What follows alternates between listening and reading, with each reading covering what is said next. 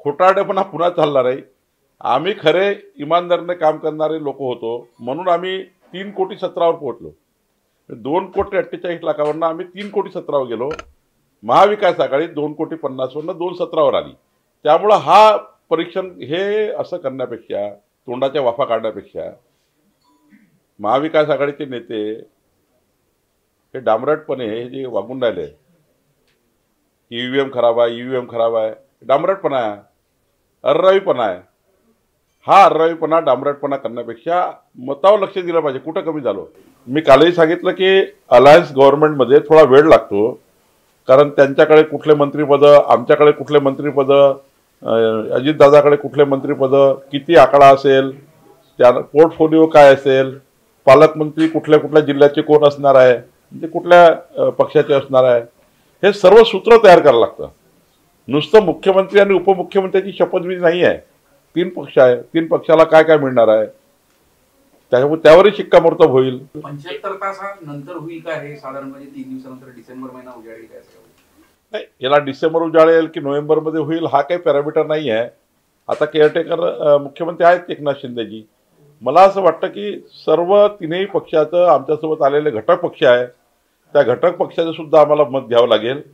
पण एकंदरीत जेव्हा सरकार बनेल तेव्हा सरकार हे पूर्ण क्षमतेने बनेल, पूर्ण सर्वात व्यवस्थित पद्धतीने सर्वोच्च पक्षाला न्याय मिळाला पाहिजे असं सरकार बनेल। चर्चा ऐसी भी चल रही है कि बिहार पैटर्न यहाँ पे लागू किया जाना चाहिए, नीतीश कुमार को जैसा कम सीट होने के बावजूद भी सीएम बनाया गया, वैसे महाराष्ट्र में कुछ होगा? देखिए, ये सारा निर्णय करने के अधिकार ना मेरे पास है, ये सारे निर्णय करने के अधिकार हमारे केंद्रीय नेतृत्व और 3 नेताओं को है। अच्छे से बैठ कर निर्णय करेंगे, चिंता करने की जरूरत नहीं। अच्छी सरकार बनेगी, जल्दी बनेगी और परफॉर्मिंग सरकार बनेगी। प्रदेशाध्यक्ष म्हणून काय वाटतं तुम्हाला? 132 आमदार निवडून आले, कोण मुख्यमंत्री मनातला तुमचा आणि तुमच्या आमदारांचा मनातला कोण मुख्यमंत्री? असं आहे, तुम्हाला माहिती आहे भारतीय जनता पार्टीच्या प्रत्येक कार्यकर्त्याला, प्रत्येक नेत्याला वाटतं की महाराष्ट्राचे नेते देवेंद्र फडणवीस मुख्यमंत्री व्हावे। मी मागेही सांगितलं, एकनाथ शिंदेच्या कार्यकर्त्याला वाटतं की एकनाथ शिंदे व्हावे, अजितदादांच्या लोकांना वाटतं अजितदादा व्हावे। माझं एवढंच म्हणणं आहे की मुख्यमंत्री योग्य पद्धतीने शपथ घेतील, लवकरच महायुतीचा मुख्यमंत्री येईल।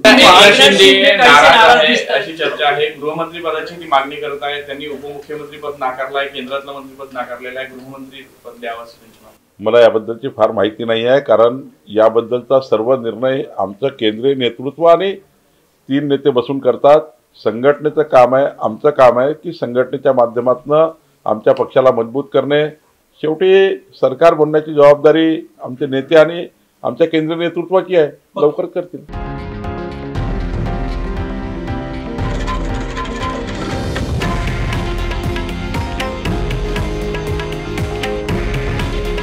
हे आहे देशातील नंबर 1 न्यूज नेटवर्क आणि आपण पाहत आहात TV9 मराठी। काळजी तुमची, हित महाराष्ट्राचं।